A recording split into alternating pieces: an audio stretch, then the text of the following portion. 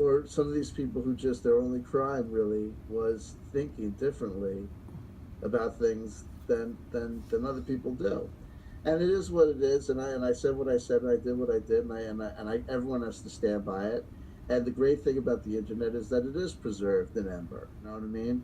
The chats, the logs, the screenshots, the videos, the mirrors, it's all up there. People can go back and they can make their own assessment of who said what, where, when. So there you go, 45 minutes, 36 seconds. We're gonna call it a wrap. Did I achieve anything? Did you get anything out of this one?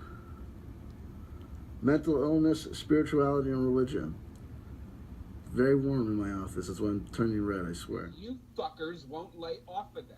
Who tried to kill themselves because we wouldn't lay off of them. Realize the impact that you have when you torment people for hours on end, day after day after day. Then I step in and I actually meet someone that is going through it, that has serious issues. That's how I was introduced to this whole fucking mess, is because I met PJC and he was having a rough time. He needed someone to stand alongside of him and help him.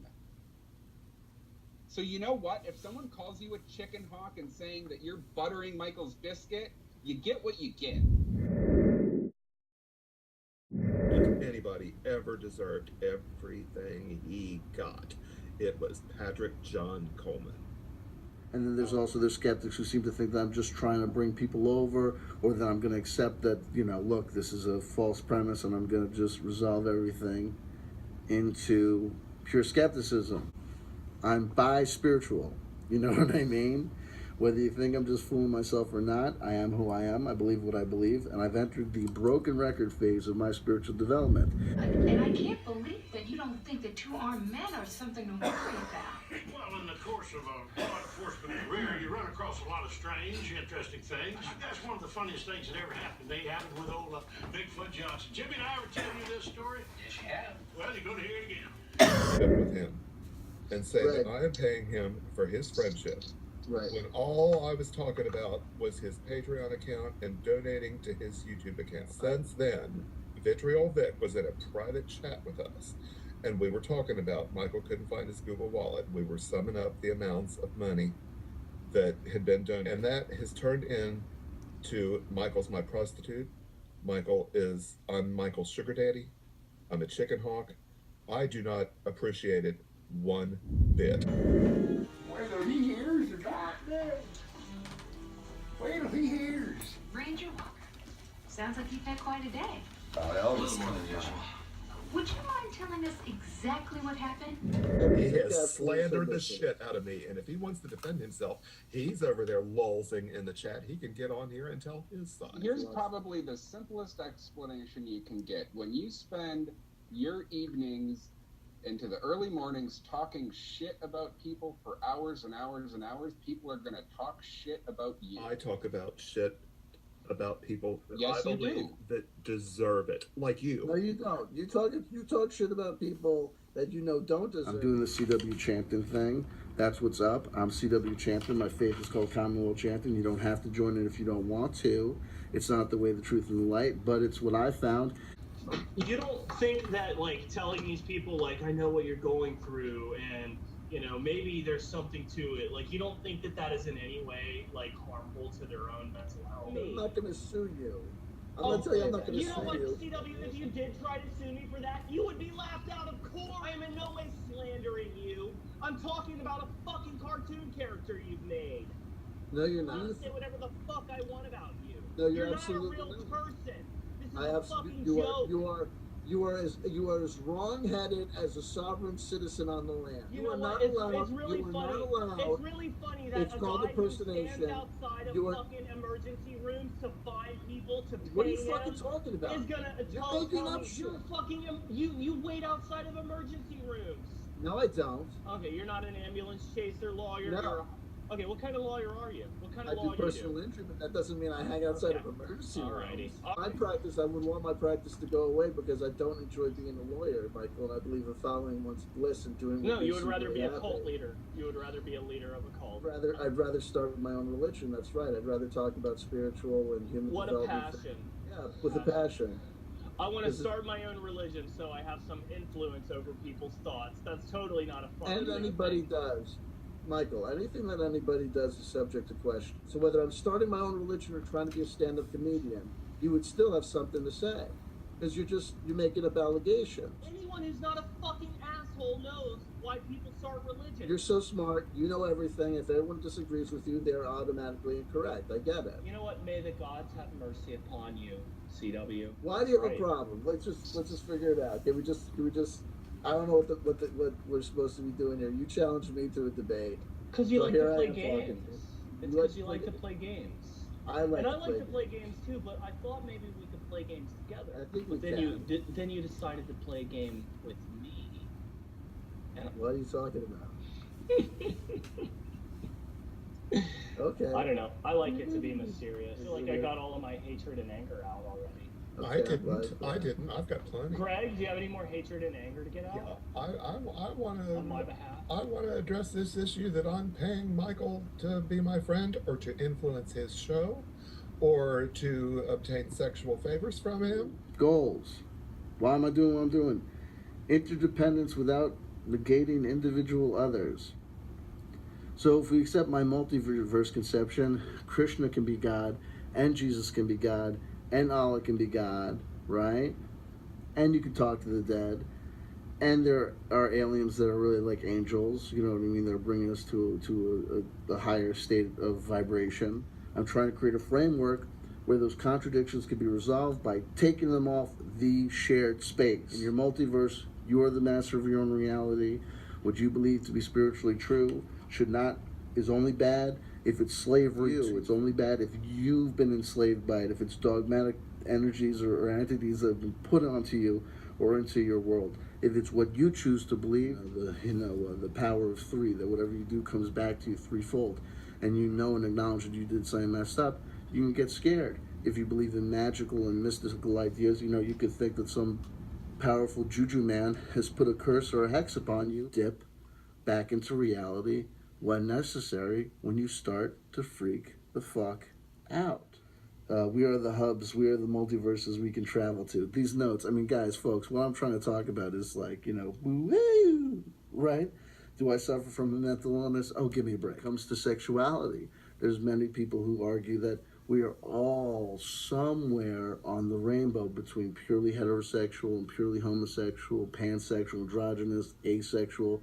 We're all somewhere on this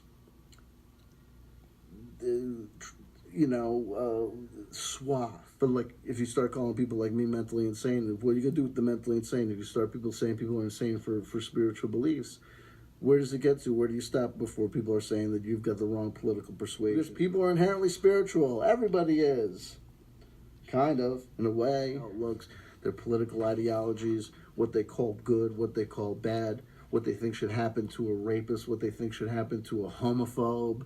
It gets into ideals that don't exist within physical space. I think it's a little bit different because we have things that, and it gets a little bit hazy because aliens, is that a scientific question or a spiritual question? What a transcendent moment could be, what gnosis is, what enlightenment is. Is it a psychological state that can be studied on EKG, or is it something that is beyond that? I don't know. I don't have all the answers. I've accepted the fact that I'm smart enough to be a pseudo kind of wackadoo kind of wannabe cult religious leader, but I'm not smart enough to be an astrophysicist. Philosophical conceit.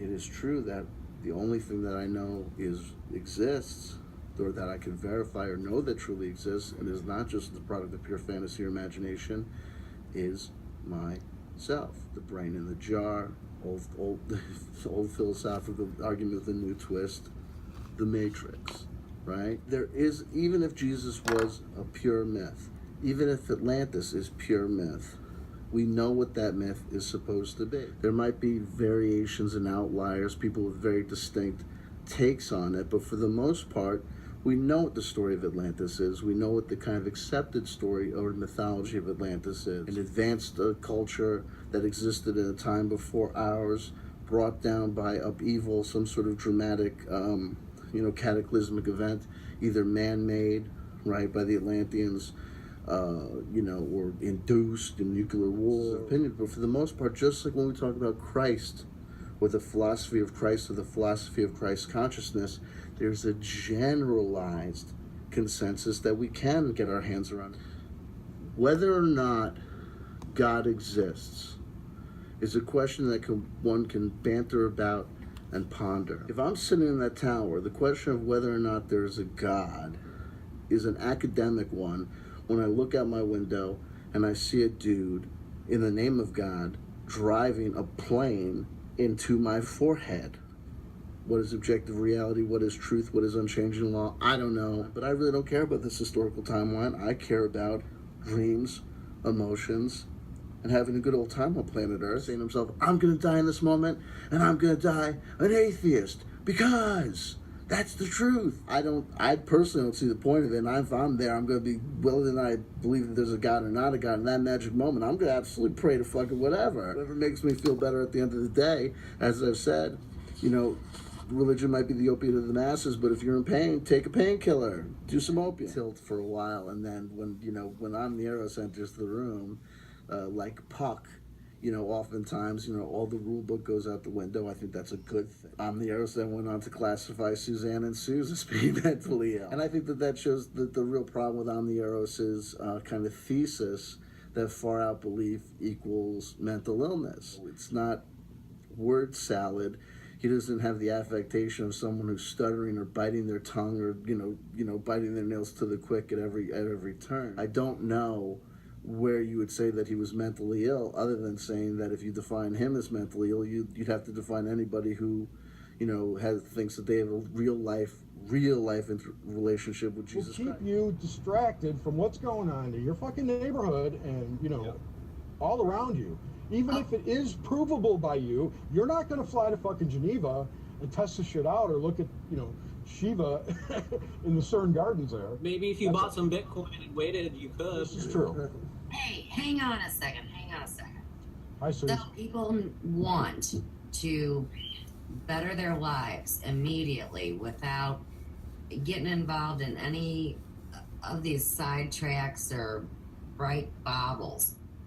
People being able to have a skill and a network to work with, who is going to come and say, okay, I'm your friend. And she's gone. That happens. So Suze might be having some intermittent freezes, but I think, let me ask you this, guys, while we're waiting for her to come back online. She makes a point about, it goes to this whole thing about, if we're talking about what we're going to do if the electrical grid breaks down, doesn't it make more sense to concentrate on things that are actually things like sustainable living? But if you look at the average urban environment, what's going to happen if, whether it's an EMP or if it's just something as simple as infrastructure breaking down? What happens when the fit hits the shan? You bring it down, though. Break down Western society? Yeah, and have an internet society. Which are things like the U.S. government. And the First Amendment. And the First Amendment. Well, listen to, but I think they don't have any rights. Come on. They took it all. This isn't even really the United States of America. So at that point, the whole thing defragments. Okay, but our ideas, I think, have become so expansive and so wonderful that we're going to see great things. And it will happen before the election. And I believe that with all of my heart, brain. I've experienced it on this journey with the internet world. And the other thing I'll say about this is that, okay, this internet world is awesome. I dig it. But the purpose of it is also to connect locally so you can get teams on the ground. And if somebody's got one thing to trade and the other one has something else, that we can survive. People remember, and they just need to be motivated.